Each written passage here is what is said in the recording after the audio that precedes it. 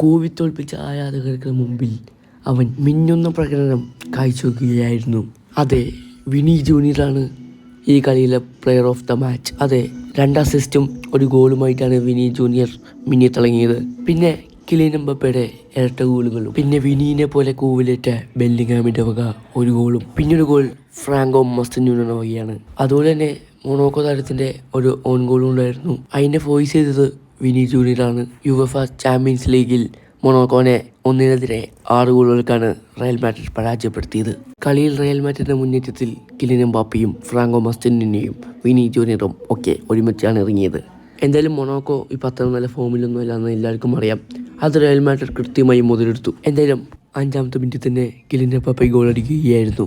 Kylian Mbappe തൻ്റെ മുൻകാല ക്ലബിനെതിരെയാണ് goal അടിക്കുന്നത്. ആ ഗോൾ അടിച്ചതിന് ശേഷം കിലിയൻ എംബാപ്പെ കൈകൂപ്പി അവരുടെ ആരാധകരുടെ അടുത്ത് മാപ്പ് പറയുകയായിരുന്നു.